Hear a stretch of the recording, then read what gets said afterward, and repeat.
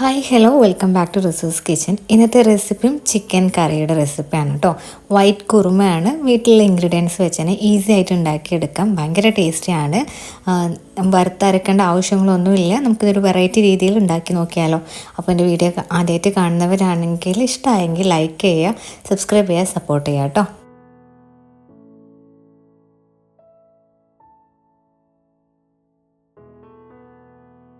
കുറുമയിലേക്കുള്ള chicken ഒന്ന് marinate ചെയ്ത് വെക്കണം. അതിനായിട്ട് ഞാനിവിടെ 250 ഗ്രാം ചിക്കൻ എടുത്തിട്ടുണ്ട്. അതിലേക്ക് 1 ടീസ്പൂണ് കുരുമുളക് പൊടിയാണ് ചേർത്ത് കൊടുക്കുന്നത്.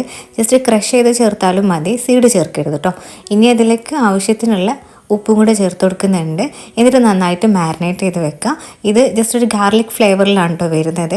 അതുകൊണ്ട് തന്നെ ജസ്റ്റ് ഈ ഒരു മാരിനേഷനുള്ളൂ. ഇനി അതിലേക്കുള്ള ഒരു അരപ്പിനായിട്ട് ഞാനിവിടെ കശുവണ്ടിയും അതുപോലെ തന്നെ സെസമി സീഡ്സ്, വൈറ്റ് എള്ളെന്ന് പറയും, അത് രണ്ടും കൂടെ ഒരു ടീസ്പൂണിൻ്റെ അടുത്ത് വൈറ്റ് എള്ളും 4-5 കശുവണ്ടിയും കൂടെ ഞാനിവിടെ വെള്ളത്തിൽ കുതിർക്കാൻ വെച്ചിട്ടുണ്ടായിരുന്നു. എന്നിട്ട് അത് ജസ്റ്റ് പേസ്റ്റാക്കി എടുത്തിട്ടുണ്ട്. ചെറിയ വാം വാട്ടറിലാണ് കേട്ടോ കുതിർത്തെടുത്തിട്ടുള്ളത്. രണ്ടാമത്തെ അരപ്പിനായിട്ട് ഞാനിവിടെ തേങ്ങയുടെ 1-ാം പാലും 2-ാം പാലും എടുത്തിട്ടുണ്ട്. രണ്ടും കൂടെ മിക്സ് ആക്കിയിട്ടാണ് എടുത്തിട്ടുള്ളത്. അതൊരു കപ്പോളം വരും. അതും കൂടെ അരച്ചിട്ട് എടുത്തിട്ട് മാറ്റി വെച്ചിട്ടുണ്ട്.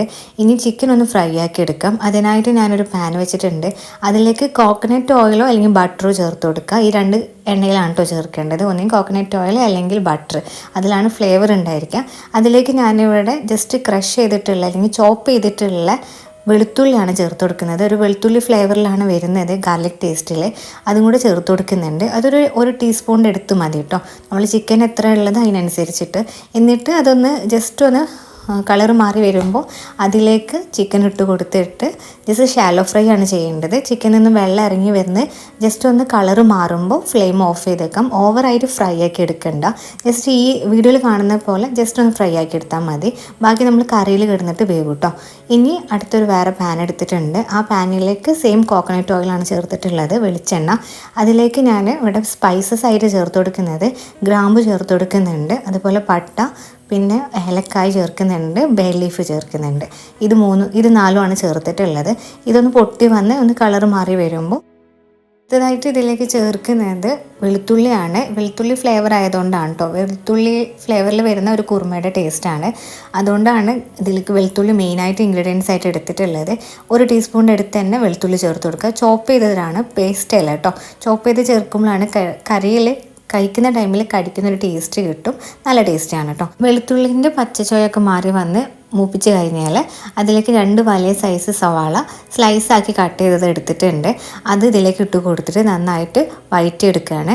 അതിന് മുന്നായിട്ട് പെട്ടെന്ന് വഴന്ന് കിട്ടാൻ വേണ്ടിയിട്ട് ഉപ്പ് ചേർത്ത് കൊടുക്കുന്നുണ്ട്. ഉപ്പ് ചേർക്കുമ്പോൾ ശ്രദ്ധിക്കുക, മാരിനേറ്റ് ചെയ്ത ചിക്കനിൽ ഉപ്പുണ്ടായിരുന്നു. നമ്മൾ കറിയിലേക്ക് ഇനി സവാളയിൽ ഉപ്പിട്ട് കൊടുക്കുന്നുണ്ട്.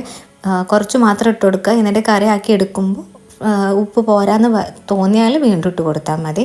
ഇനി അത് മൂടി വെച്ചിട്ട് ഉള്ളി നന്നായിട്ട് വഴറ്റിയെടുക്കുകയാണ് ചെയ്യേണ്ടത്. ഒരു ബ്രൗണിഷ് കളറാവുന്ന ടൈമിലേക്ക് മല്ലിയിലും പുതിനയിലും ചേർത്തിട്ടുണ്ട്. മല്ലിയില കൂടുതൽ എടുക്കുക, പുതിനയില കുറച്ചെടുക്കുക കേട്ടോ ചെയ്യേണ്ടത്. നമ്മുടെ ചിക്കൻ്റെ അളവനുസരിച്ചാണ് ഇതൊക്കെ എടുക്കേണ്ടത്. ഇനി അതിലേക്ക് ഫ്രൈ ആക്കി വെച്ചിട്ടുള്ള ചിക്കൻ ചേർത്ത് കൊടുക്കുന്നുണ്ട്. ചിക്കൻ ഓൾറെഡി വെള്ളം ഇറങ്ങി വരുന്നു ഞാൻ പറഞ്ഞിട്ടുണ്ടായിരുന്നു. ആ വെള്ളം കൂടെ വേണം ഇതിലേക്ക് ചേർത്ത് കൊടുക്കാൻ. ഇത് നന്നായിട്ട് മിക്സ് ആക്കി എടുക്കുക. ഇനി ഇതിലേക്ക് എരിവിനായിട്ട് 1 ടീസ്പൂണ് കുരുമുളക് പൊടി ചേർത്ത് കൊടുക്കുന്നുണ്ട്. 1/2 ടീസ്പൂണ് ഗരം മസാല പൗഡറും ചേർത്ത് കൊടുക്കുക. ഇത്ര മസാല പൗഡർ മാത്രമാണ് കേട്ടോ ചേർക്കുന്നത്. മുളകും പൊടി, മഞ്ഞൾപ്പൊടി ഒന്നും ചേർക്കുന്നില്ല. അതുപോലെ തക്കാളിയും ചേർക്കുന്നില്ല. അതാണ് ഇതിൻ്റെ സ്പെഷ്യൽ ഡിഫറൻസ് എന്ന് പറയുന്നത്. ഇത്രയും മാത്രം ചേർത്ത് കൊടുത്തിട്ട് നന്നായിട്ട് മിക്സ് ആക്കിയിട്ട് 2 പൗഡറിൻ്റെ സ്മെല്ല് മാറി വന്നാൽ, അതിൻ്റെ പച്ചച്ചോയൊന്ന് മാറി വന്നാൽ ആദ്യം അരച്ച് വെച്ചിട്ടുള്ള വൈറ്റ് എള്ളിൻ്റെയും കശുവണ്ടിയുടെയും പേസ്റ്റ് ചേർത്ത് കൊടുക്കുക. എന്നിട്ട് നന്നായിട്ട് മിക്സ് ആക്കിയിട്ട് മൂടി വെച്ചിട്ട് ഒരു 2 മിനിറ്റെങ്കിലും വേവിച്ചെടുക്കുകയാണ് ചെയ്യേണ്ടത്. അത് വൈറ്റ് എള്ള് വെന്ത് കിട്ടാൻ വേണ്ടിയിട്ടാണ് ജസ്റ്റ് അത് മൂടി വെച്ചിട്ടൊന്ന് വേവിച്ചെടുക്കുന്നത്. 2 മിനിറ്റിന് ശേഷം തുറന്ന് നോക്കുമ്പോൾ ഓൾറെഡി ചിക്കനിൽ നിന്ന് വെള്ളം ഇറങ്ങി വന്നിട്ടുണ്ടാവും. പിന്നെ നമ്മൾ എടുത്തിട്ടുള്ള പേസ്റ്റിൽ നിന്ന് വെള്ളം ഇറങ്ങി വന്നിട്ടുണ്ടാവും. ജസ്റ്റ് തിക്കായി വന്നിട്ടുണ്ടാവും കേട്ടോ. ആ ടൈമിൽ രണ്ടാമത്തെ അരച്ച് വെച്ചിട്ടുള്ള 1-ാം പാലും 2-ാം പാലിൻ്റെ മിക്സാണ്. ഇനി അത് ചേർത്ത് കൊടുത്തിട്ട് നന്നായിട്ട് മിക്സാക്കി എടുക്കുക. ഈ ടൈമിൽ നിങ്ങൾക്ക് തിക്കായിട്ട് വേണമെങ്കിൽ ജസ്റ്റ് ഒന്ന് ഹൈ ഫ്ലെയിമിൽ ഇട്ടിട്ട് കുറുക്കിയെടുത്താൽ മതി. അതെല്ലാം ഒന്നും കൂടി ലൂസാക്കി എടുക്കണമെങ്കിൽ കുറച്ച് വെള്ളം കൂടെ ചേർത്ത് കൊടുത്തിട്ട് ഒരു 5 മിനിറ്റ് വേവിച്ചെടുക്കുക. അപ്പോൾ ജസ്റ്റ് ഒന്ന് തിള വെന്ന് തുടങ്ങിയാൽ ഫ്ലെയിം ഓഫ് ചെയ്തിട്ട് സെർവ് ചെയ്യാവുന്നതാണ്. നെയ്ച്ചോർക്കും വെള്ളപ്പത്തിൽക്കുള്ള ബെസ്റ്റ് കോമ്പിനേഷനാണ്. അപ്പോൾ ഉണ്ടാക്കി നോക്കുക.